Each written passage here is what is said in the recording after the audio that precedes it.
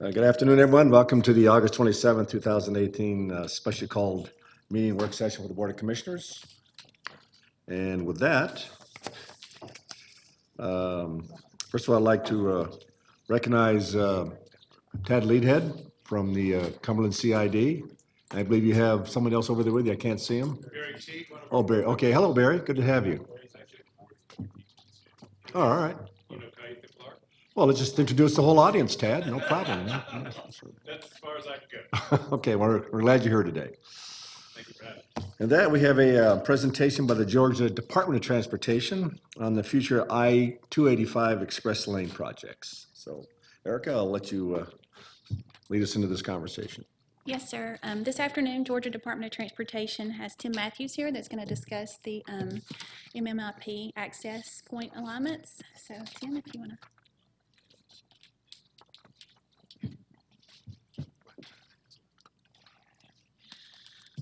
Thank you, Erica. And Mr. Chairman, Commissioners, it's a pleasure to be here this afternoon to give you an update on where we're at with the Major Mobility Investment Program, in particular, the access locations that we're looking at doing on the West Express lanes on the corridor. So what I'll do is I'll talk about the status of the program itself, where we're at, what the schedule looks like. And then I'll talk about each access point that we have proposed on the corridor, kind of the reasons why they got chosen over some other locations, and I'll give you a little bit of insight on that. And then we'll talk about the next steps moving forward and what we're looking for from you guys on that. First of all, I want to thank Cobb County DOT staff for all the coordination efforts they've done so far with us and helping us get to these decisions, as well as City of Smyrna and the Cumberland CID. We've put a lot of hours in to get to this point. Hopefully you guys will see the benefits of that. So just to remind everyone, I won't go into the full spiel of MMIP, but this is the project map as it relates to the projects, broken down into 4 categories there. I'll focus in on the Express Lanes project itself on the west side, but here's where they're located, if you recall. This is a schedule. Just to give you a reminder, this is subject to change as things play out financially and with the budgets. However, the blue indicates the pre-let activities, all the work we got to get done before we hand to a developer or contractor. The gold or yellow there indicates the post-let activity. That's where we bring a developer on board and they do the final design and construction of the project. The circle, the gray circle, indicates where construction is expected to start. That's where they actually have equipment out and start moving dirt, if you will. And then the plus signs indicate the procurement activity where we're bringing the developer on board. Some of these take anywhere from 2 years, 2.5 years, depending on the financial component of the procurement. And then the vertical gray line indicates where we're at today. And you can see we've got 3 projects already in the post-let phase under construction, one being I-85, which we had a groundbreaking last month, and I-16 interchange, 95 interchange, and I-16 widening out in Savannah. Those projects are all in the post-let phase. The next project out of the gate is State Route 400. And then after that will be the top end and the west side projects. Again, this is where the project is located. In the general vicinity of the interchange at I-75 is where it begins and travels all the way down to somewhere near I-20 interchange. It will be one at-grade express lane proposed in each direction, so not like Northwest Corridor where it's one direction. This is both directions. And it will be buffer separated, not barrier separated. So there'll be opportunities to move in and out of the facility along the corridor. And we have a general engineering consultant selected. We're working on getting them under contract right now to get the pre-let activities done, such as right-of-way, environmental, and 30% engineering plans. And we're also doing some early right-of-way acquisition on this project as well. Anywhere there's an opportunity to purchase required right-of-way, whether it be for sale or some pending development, we're trying to take advantage of those opportunities to get some early acquisition done. Moving into the project-specific schedule, you can see we're in the environmental phase right now. We've been doing a little bit of environmental work before the GEC came on board. We're going to fully develop that. They're also going to start the design build procurement. Again, any final right-of-way acquisition that we're going to do as a department, and then we'll hand it to a developer for the post-let phase, such as final design and construction. So moving into the proposed access locations, This will give you a schematic of where they're proposed on the corridor, and I'll move from left to right on the screen. The one being proposed at Cumberland Boulevard, which is a half diamond. You can see by the symbols there. The one left of Cumberland Boulevard is a full direct merge. That's where you have that dash line in the roadway so folks can get in and out like you see on I-85.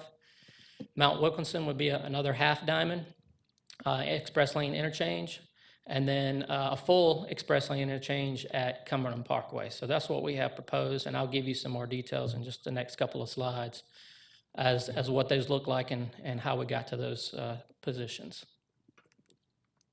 Talk about Cumberland Boulevard first. The results of having an interchange at this location for express lanes, and this would be express lane access only, by the way, it's not combined with general purpose movement, is a significant cost savings over other locations. We looked at Cumberland Boulevard versus Acres Mill Road, Acres Mill being connecting Acres Mill to 285, not Acres Mill to 75. And you can see the substantial cost difference. It's about $110 million to put access from Acres Mill to 285 versus $15 million for access at Cumberland Boulevard to 285. So that's one of the big drivers of that component. Plus, there's some real estate that's been developed where our proposed ramps were for the Acres Mill interchange or connection to 285. Provides access at a higher demand, so we believe the demand is going to be greater at Cumberland Boulevard. We're projecting about 25,000 vehicles per day versus 17,000.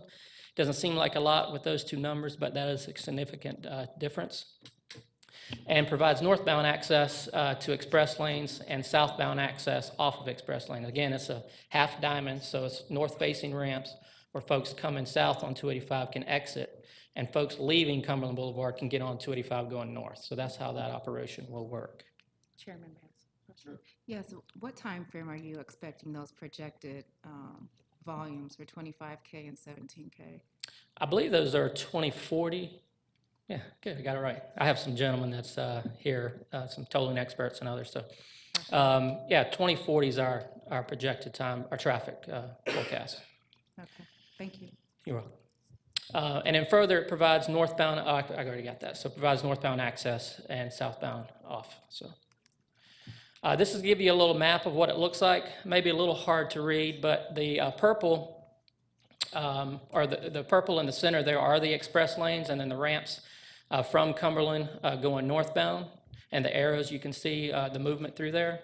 We're shifting everything out to the outside so we can put the express lanes in the center. We'll use the existing inside travel lane, convert it to express lanes, and build new outside general purpose lanes to replace the ones on the inside that we're converting to EL. What you see there is next to the Cumberland is CSX Railroad, which will have to be relocated as it relates to this project for both the access and the express lanes themselves. Hold on one sec, just before we go to the next slide. Sure. Mr. Chairman and the rest of the board, that pedestrian bridge is part of the Silver Comet connector, and what will happen is that connection will be built into the bridge. And what I've asked is that bridge not be scrapped. County owns it or built it, and so I've asked DOT to look at potentially putting it in another location.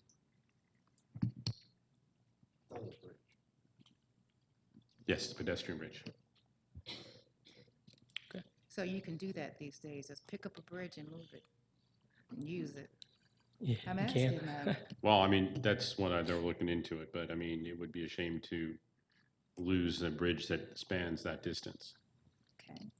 Yeah, similarly, it's being done on the east side. DeKalb County's proposed a prefab bridge, pedestrian bridge, over near Church. And it has to come out when we come in with the East Express lanes. So we're going to give that bridge back to them. It's a prefab structure. They can pick it up and move it. So. Do you have like a garden in your backyard you want a bridge for? Or?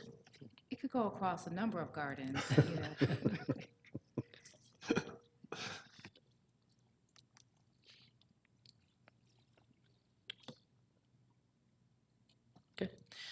Moving on, let's focus in on the direct merge, full direct merge intersection there within the facility. Again, we'll have the dash striped lines like you see on I-85, so those folks can get in and out of the express lanes. It has a full direct merge proposed between Cumberland Boulevard and Mount Wilkinson, allows access in and out of the express lanes in both directions, and offers, others may be identified within the corridor. So this is just one we're showing you. There may be some other areas where we apply this access type on the corridor. But in general, this will be definitely one that we put in there. Moving on to Mount Wilkinson Boulevard, this is another half diamond interchange, south-facing ramps versus the north-facing you see on Cumberland. It will work very similar to the one on Cumberland, provide southbound access into the express lanes and northbound access off of the express lane. So users of the facility can exit off to Mount Wilkinson from the express lane traveling north, and users can get on the express lanes moving south when coming from Mount Wilkinson. Again, one of the reasons this is chosen, it does provide a higher demand volume at this location. So the express lanes will be in the center in this picture here? That's correct. Actually, the very center is where the ramps are to Right. Mount Wilkinson, but just to next to those will be the express lanes moving forward. Yeah, the express lanes in general will be in the center through the whole corridor, except where we, shift out for the ramps. So in this diagram, Mr. Chairman, where you actually merge into the express lanes, it's down by that green shaded building down there on the Oh, lower okay, left. down here. I Yeah, see. because you notice it's kind of like one direction there. Actually, the green in the center is the express lanes. Those. Well, no, what I was saying was where it looks like because are those general purpose lanes on the, there's the green arrows on the outside, and then there's the dash white line. I'm talking about Oh, the I green got you. shaded area, right? Isn't that about where you're going to merge into the Yeah, lanes? in the center there, yes. Right. Yep. How would you get over to the center from there? Well, it's just, you veer off from the express lane to the center, we're widening out after that ramp up to the The interchange. express lanes are kind of going out like this under the bridge. Mr. That's Chairman, correct. if you go to the right of the bridge, Yeah, I see how you get on and get off the express lanes. I see that, okay? From the bridge, right? So that's what you're talking about as far as the half diamond. Correct. Okay.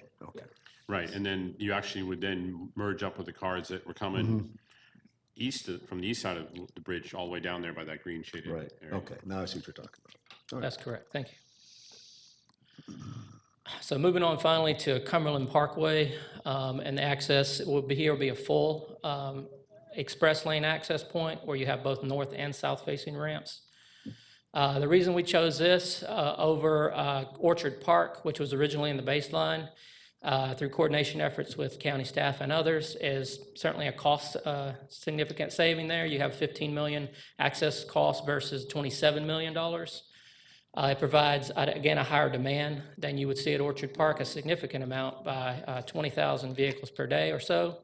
And then obviously we'll provide full access, both north and southbound, to the express lanes at Cumberland Parkway. One of the other things, Mr. Chairman, that it did was Orchard Road goes into a neighborhood. Between that bridge and Paces Ferry is a neighborhood, and so staff, we kind of pointed out right away that that was a non-starter for us.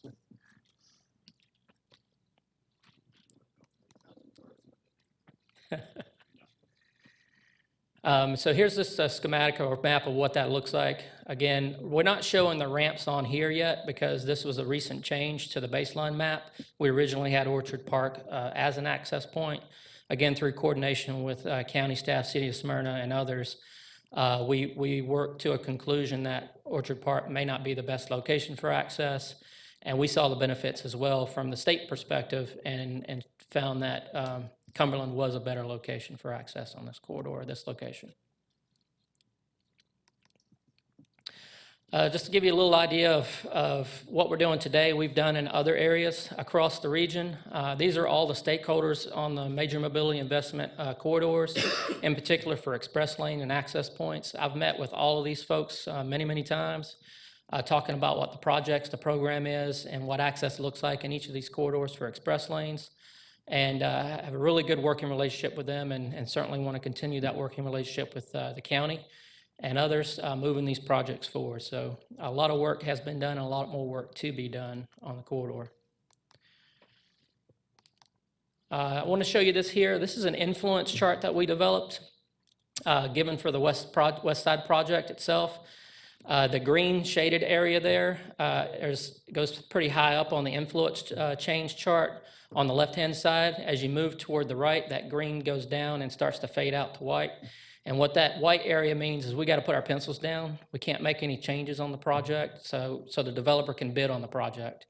Once you move past the letting post-let phase, getting into the post-let phase, and a selection of a developer, there you can see a little more green in there. There is some opportunity for change after that, but we all know the costs go up once you give it to a developer. So reasons for us coming here today and have all that coordination up front is to help make the decisions as best we can before we get to that point, so we can keep our costs at a minimum and change impact at a minimum, and then obviously the cost at a minimum. So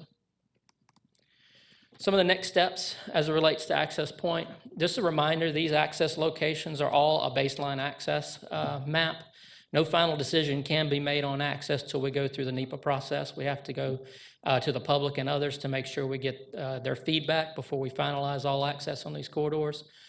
So we're creating a baseline to move forward with the project from a traffic and environmental perspective, and then hopefully these access points will come to fruition as we move the project forward. The GEC procurement for the express lanes was awarded to Arcadis this month, actually. We anticipated an NTP for them in November. However, we are working on the project. We're not waiting until at that point. There's a lot of work being done. And then they will begin environmental studies, traffic analysis, conceptual work, and then obviously continued ongoing stakeholder coordination as we move the project forward beyond just the NEPA process. And that's all I have with access here. We certainly thank you guys for having us and letting us show you what we're doing on the corridor and talk about access. I'll entertain any questions if you have any. Commissioner Cupid, you probably have some. Yes. Thank you. I had the opportunity to speak with Tim prior to the meeting, and it's my understanding from my questions in exec that, or excuse me, in the agenda session today, that there are two separate projects for the I-285, I-20 interchange and this project. And my expectation from our communication is that the two projects will tie in. Am I correct? Yes, I'm going to put you back on this slide right here. Number 6 on the map there is the express lane project on the west side, 285. Okay. And that blue circle at 20 and 285 is also a project in the program. It's a general purpose operational improvement program project, okay, where we're coming in and redoing all the ramps in that interchange, as well as doing some collector distributor roads out I-20 west. So it's more than just ramp reconfiguration at the interchange. It's also going out 20 west, doing some improvements for operational out there. The express lanes will not tie into that project, if you will, because we're not tying express lanes in the GP at that interchange. We'll stop them just short until there's a planned program project actually in the long-range plan to take express lanes all the way out 20 west. And eventually those two projects will connect together. The I-20 Express on 285 will connect to I-20 when that project comes through. Okay. And the interchange project, for as far as timing is concerned, will it coincide with this project? As we have it today, the schedule is to get the express lane project on the west side and the interchange at the same time, okay, for a letting. They're probably two different developers, but the idea is to put them out there at the same time, again, subject to change. And that's around 2022? 22, 23 timeframe, I think it was. Okay. And how long do you think it would take to complete that interchange project? Given how congested it is, I would suspect anywhere from 5 to 6 years. It just depends. The beauty of these projects is we leave it up to the innovation of the developer to come in and show us the best and quickest way to get the project done, obviously saving us money and saving them money. So hopefully they'll be very innovative when they come in and design this project. Okay. I was also looking at your metrics for determining points of access, that the most south or southern exit I see on this is still in the Cumberland area. So I presume that you're looking at metrics for Atlanta Road, South Cobb Drive, and Veterans Memorial, Bolton, to see how those compare for a possible point of access to the express lane. Right. Well, first of all, let me be clear. We're not we're not combining existing interchanges with the express lane access Okay. points, so that's Okay. one point of clarity. Okay, But we are looking and have looked throughout the entire corridor to see what makes sense for various reasons and a lot of variables. And we'll continue to look in those areas to see what makes sense for access. Maybe, another direct merge will be necessary down further south. Maybe there is a need for an additional access point further south, depending on all the cost components and traffic demand and otherwise. So again, these are baseline access points. We have to go through the I process saw that. to get to the final decision. So that will be determined, there is a cutoff point, I believe, for 2022 where that will be determined. So there's still opportunity to evaluate those points. Absolutely. I'm sure at some point, even before then, it becomes more or less feasible to entertain that. And so, what can be done in this time period to look at data to see if that's warranted? I mean, the access points for all the express lanes through, not just this corridor, but all of them, dates back probably 10 years to the managed lane system plan and implementation plan. And that's really where we started from. We had to start somewhere. So that's where Orchard was in the plan. That's why some other locations were in the plan. And similar to what we've done so far, we will continue to study the corridor as a whole and see what makes sense for access. Just because I'm showing you this today, that's not the final decision. Again, lots of variables we have to look at, and it may be necessary to add an access lower than at another location. Okay. And just out of curiosity, I know we're in Cobb, is there any project that's slated for south of I-20? Not that I'm aware of, I'm not sure. Okay. Those are oh, I do have one more question. Yes, there's a NEPA phase where there's public involvement. When are you expecting that to occur? We'll get our GEC on board in October, November of this year, go through the concept development. I would hope our NEPA, actual public engagement, outside of stakeholder, cities, counties, CID and otherwise, general public engagement would start sometime end of next year, I would End of suspect. next year, okay. You'll be able to send us communication. Absolutely. That we'll send that out. Okay, thank you. Mr. Burrow? Commissioner Rod? And could you send us this presentation to Erica, and so she can send it to us? Absolutely. Appreciate it. Like to get this word out through our own channels to let people know where we are on all this. Okay. Okay, well, thank you very much for coming there. We appreciate it.